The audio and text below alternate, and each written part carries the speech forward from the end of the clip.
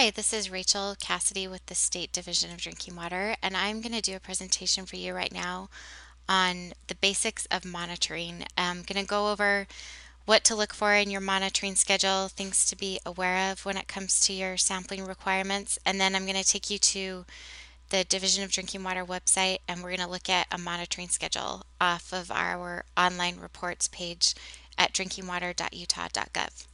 So let me introduce myself first. I am Rachel Cassady with the Division of Drinking Water here in the state of Utah.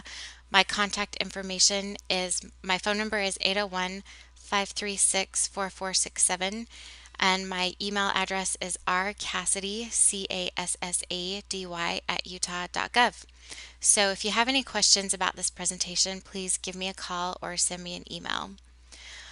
So as you can see on this first page here, our sampling is set into two main categories. The first category are samples that are required to be taken in the distribution system, which means at the homes or sampling taps that you have in the distribution system where the customers are actually drinking the water. And the second set of samples are samples that are required to be taken at the source, like directly from the well or the spring, or that can also be substituted as the entry point to the distribution system. And I'll talk about that a little bit more in depth in a minute, but keep in mind that there are two completely different sets of samples that are required to be taken at these two different locations, and we spell that out for you in your monitoring schedule, and I'll show you that here in a second. So first, let's talk about samples that are required to be taken in the distribution system. The first is your total coliform samples. These are the bacteria samples that you take either on a monthly or a quarterly basis. The thing to know about the total coliform samples is that the number of routine samples that your system is required to take is either monthly or quarterly. But the actual number that you're required to take depends on the population that the system serves and the source type. Like if it's a surface water source, that combined with the population and the system type will determine how many samples you take and how often, whether it's quarterly or monthly.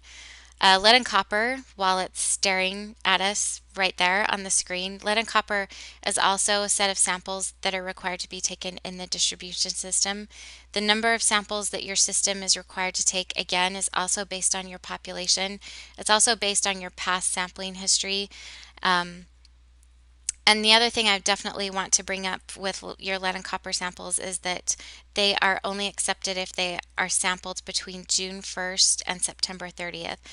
The reason for this is because they need to be taken during the warmest months of the year, and in the state of Utah, it's typically the warmest between the beginning of June and the end of September. So those are couple little details to keep in mind. Now you'll notice next to total coliform, lead, copper, asbestos, and disinfection byproducts, I've listed rule manager names. These are the people at the Division of Drinking Water that you want to contact if you have questions about your coliform, lead, copper, asbestos, or DBPs, your disinfection byproduct samples. So if you have questions about your coliform samples, how many you should take, when you should take them, so on and so forth, you want to contact Janet Lee in our office.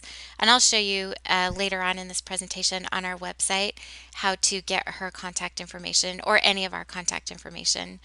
If you have questions about lead and copper, you want to talk to JJ Trussell.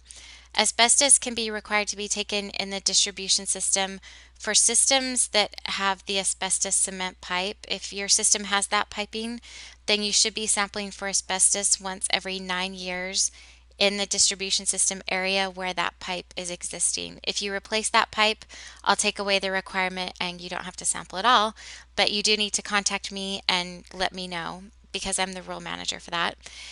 And then if you have questions about your disinfection byproduct samples, you want to talk to Brad Holdaway in our office. And I'll show you how to get all of our contact information in a sec. So where exactly in the distribution system? Well, typically for these samples for the coliform, lead, copper, and disinfection byproducts, you need some sort of a sampling plan, something written down that tells you exactly where you're going to be taking these samples from. For the total coliform rule, for those samples, if you're a smaller system and you take one per quarter or one per month, your sampling plan needs to have at least 5 sites that you rotate that sample between. If you take more than that, if you're taking 5 routine samples a month, then you want 5 times the number of routine samples you're taking. So if your system is required to take 5 per month, you want at least 25 different locations that you can take that sample from on your sampling site plan. And the reason for this is with the coliform bacteria samples, we want to make sure that you're rotating it throughout the system, and you're not taking from the same location every single time. The lead and copper samples are required to be taken at tiered sites according to the rule. But you should know where those sites are in your system. If you don't, you want to contact JJ Trestle. And then with your disinfection byproducts, if you're a community system or a non-transient, non-community system that disinfects, you've already been involved with taking the disinfection byproduct samples, and you should have by now hopefully worked out those specific locations where you take those samples with Brad Holdaway. If you haven't, definitely contact Brad and he can help you out. So here's your distribution system. So make sure that the coliform, the lead, copper, asbestos, and disinfection byproducts are all here in the distribution system and not where the source water is collected and or treated or stored. It should be in this distribution system area. Okay. So those are the samples that are required to be taken in the distribution system. Then let's talk about samples that are required to be taken at the source, which is also known as the entry point to the distribution system. So in the rules, the Safe Drinking Water Act and the Utah Division of Drinking Water rules, they're basically one and the same. But in our rules, all of these samples are required to be taken either at the source or the entry point to the distribution system. Now, if you have an entry point to the distribution system, we call it a group source sampling station. And we have another presentation on our training screencast site at the DDW website that goes into great depth for about 30 minutes on the source grouping update is the name of the presentation, and it talks in great depth about the entry point sampling, but it's basically the same as the source sampling as far as the requirements, and these are the requirements here. Asbestos is a requirement if the source is in a naturally occurring asbestos formation. This determination is made when the source receives its approval, its operating permit from the Division of Drinking Water. So if you have questions on that, again, you can contact me and we can look it up and see if your source is indeed in an area that should be sampling for asbestos. Inorganics and metals. This is just a partial list of the inorganic and metals samples. You get results. When you take the sample, you get results for arsenic, mercury, total chromium, turbidity, fluoride, cyanide, barium, cadmium, chromium, so on and so forth. So you do get kind of a helpful long list of analytes that can help you out when you interact with your public. I would say especially fluoride. The state of Utah has a lot of sources with naturally occurring fluoride, and those results are very helpful. If you want copies of the most recent results for your inorganics and metals samples, or really any of your data, you can pull out the most recent copy of your consumer confidence report, or you can just give me a call and we'll look it up. So in addition to inorganics and metals, when you take in inorganics and metals, you should also be sampling for sodium sulfate TDS. TDS stands for total dissolved solids. If you're a transient system, then you're probably, you hopefully are only sampling for nitrate and sulfate, just these two right here for a transient system. But for the other two types of systems, which are community systems and non-transient, non-community systems, it'll include this entire list, except for community systems. Those are the only types of systems that have to sample for radionuclides. So anyway, nitrate is a requirement for all public water systems. It's due once a year if it's groundwater or once a quarter if it's surface water. Nitrite is typically a one-time sample. If that initial sample comes back at 0.5 ppm or less, then you never have to worry about sampling for nitrite again. VOCs, also known as volatile organics. This is a list of about 21 or so organics. Some are gasoline byproducts. You might recognize toluene, xylenes, vinyl chloride. Those are some things that are on the list for VOCs. Pesticides, this is the nefarious one that everybody detests because it is so expensive. It's about $800 or so to take a pesticide sample. Um, it includes, let's see, carbamates, semi-volatiles, herbicides. Um, it's quite a long list, and if you have detections of pesticides, you definitely are already in close contact with me. We're probably best friends already if you're one of those systems, but there's just a couple that deal with pesticide detections. And then the last thing on the list, this radionuclides, these are only for community water systems. And if you do have questions about your radionuclide sampling, why do I have to do it? When do I have to do it? How many samples do I have to take? Why is this rule so crazy and so confusing? Then you want to give me a call, Rachel, because I'm the rule manager for all of these chemical samples. One other thing to note about radionuclides is that a complete radionuclide sample includes gross alpha and radium-228. So I need these two results to get a complete radionucleide sample. So your burning question for me is, when do you sample? Well, for these source samples, we follow the EPA's standardized monitoring framework. And what that means is that this set of samples are taken according to these timeframes the EPA has set forth. And so if you have a sample that's due once a year, obviously you just take it every single year, regardless of what year we're in. If we're alive and we're all breathing and the water's running, then you need to take that nitrate sample during that year. It doesn't have to be done on exactly the same month and date as you did it the year prior. So we're in 2013 now, and if you did your 2012 sample in January of 2012, you don't have to take the next nitrate sample in 2013 in January of 2013. You just have to take it sometime in 2013. You could take it in December of 2013 if you wanted to, although I don't ever recommend waiting that late in the year if you can avoid it to take your yearly samples. If you have something that's due every 3 years, the period that we're in right now is this first period of the third cycle, and that is the beginning of 2011 to the end of 2013. So if you have volatile organics due every 3 years and you last sampled in 2010, that means the next sample is due anywhere between 2011 and the end of 2013.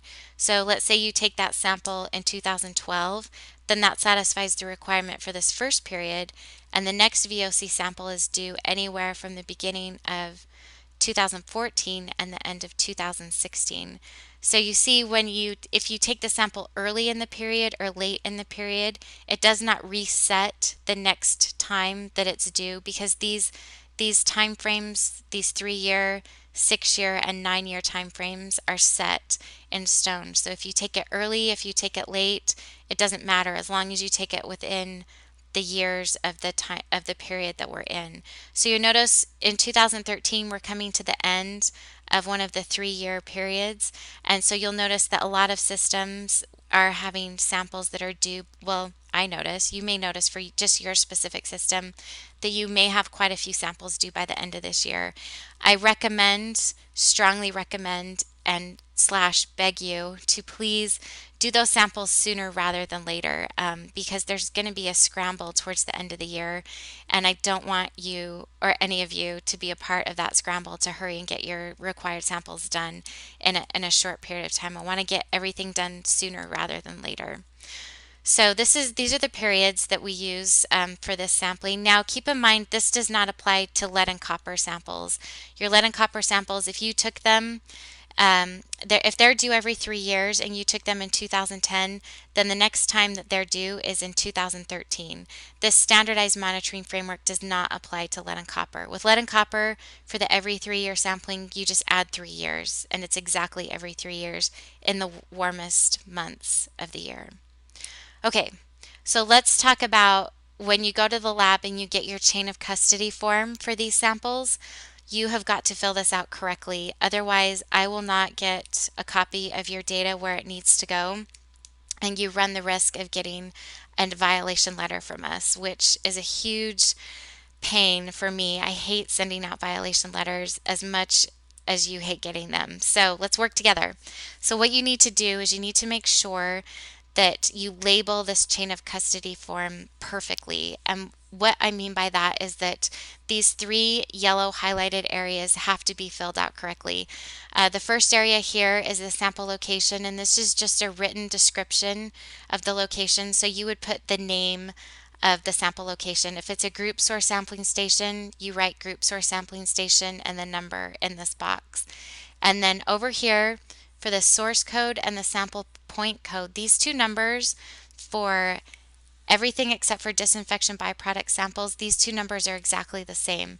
So if you're taking a sample for nitrate and it's from WS001, your Smith well, then you write Smith well in the sample location, and then in these 2 boxes you write that number code WS001, both of these places. If you do that correctly, then we will get the data where it needs to go, and you get credit for doing the samples, and there's no violation letters. If I don't get these 2 numbers here in the second and third highlighted boxes, then the data that we get from the laboratory, it comes to us electronically now. It doesn't come as a paper copy. So it's one database talking to another database, and there's no way that the database is going to figure out where to send it if these 2 numbers are wrong. It'll just go into the ether and nobody will ever see it or hear from it again, and then you get a violation letter. So please, please, please pay close attention to the numbers that you're putting here. Make sure they're correct. If you have any question, any thought that you might be putting the wrong numbers here, or you want to double check, please contact me. Send me an email or call me on the phone, and we'll walk through it together to make sure that we get it correct and that you don't get a notice of violation. So pay close attention to that, and I'll show you on your monitoring schedule where you can get those numbers on your monitoring schedule. So chain of custody is extremely important. So this is just my short presentation about your monitoring basics. So let's go now to an actual monitoring schedule. So how to do that is first you go to our website, which is drinkingwater.utah.gov.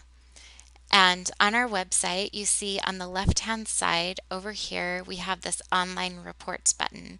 So this is the place where you go to get copies of your IPS report, your monitoring schedule, your operator records, all of these reports that we have available to you.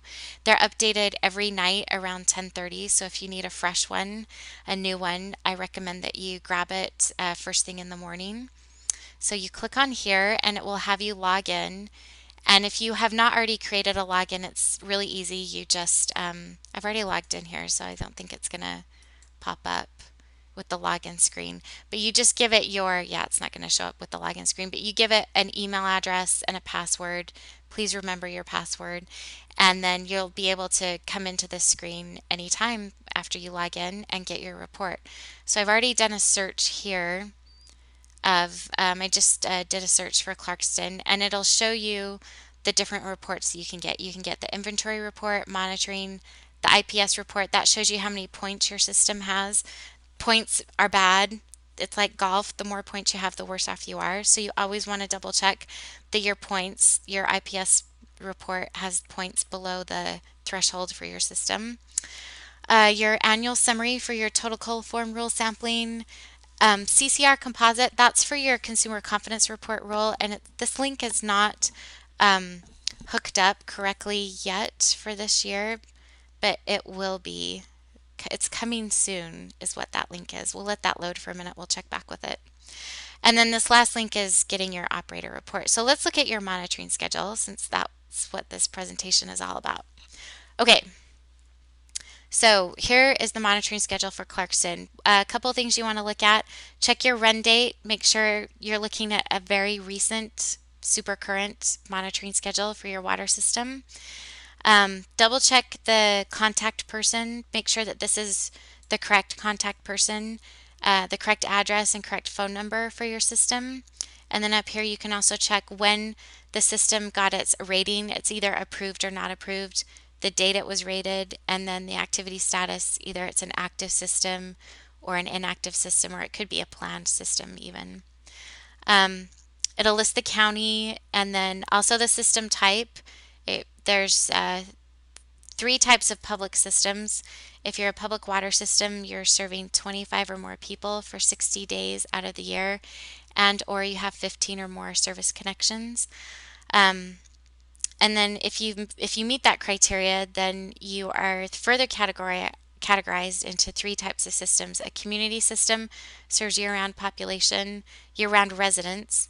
A non-transient, non-community system serves the same people for 6 months out of the year, and a transient system serves a transient population. So that would be like a rest stop or a place, a campground, things like that.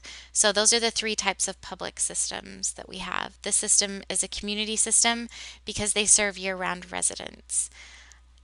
This information here, last INV update, that means the last time the inventory report for your system was updated in our database. So that could be the last time we changed a contact person or a phone number or the status of a source.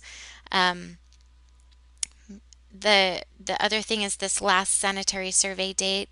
That's the last date that the water system had a sanitary survey, as well as the contact person, the person who did the survey.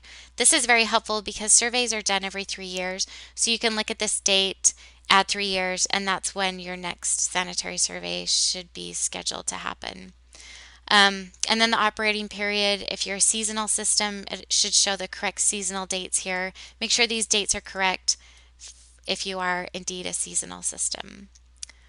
So the monitoring schedule is broken up into 2 sections. The first part will talk about the distribution sampling requirements, and then the second part talks about your source sampling requirements. So it'll always start off with the total coliform samples. It'll give you the number of samples here, sample count, how many samples, if they're routine or repeat or triggered, the type of sample, and how often, whether it's monthly or quarterly, and then the date that that requirement started. A vast virus Whoa. database has been updated. Sorry about that, you guys. I guess my virus database is updated. I'm sure you're glad you got an earful of that. Sorry. It'll show you the end date if this is a requirement that is ending soon. There'll be an end date here. And then if it's seasonal, it'll show up there as well. So any questions on your total coliform rule? If you have questions about that, you want to contact Janet Lee in our office. And I'm going to bounce back to our website and show you how to call Janet. So let's say you're looking at your report and it makes no sense. Something's wrong with your... So I just clicked on contact DDW right here. And then you just scroll down and find your rule manager that you need to ask questions to. And here's Janet Lee. Here's her phone number. And if you highlight her name, her email will show up on the bottom. So that's how you contact your rule manager. So let's go back to your report. So we figured out your total coliform rule samples. If you had questions about it, you contacted Janet and you are good to go.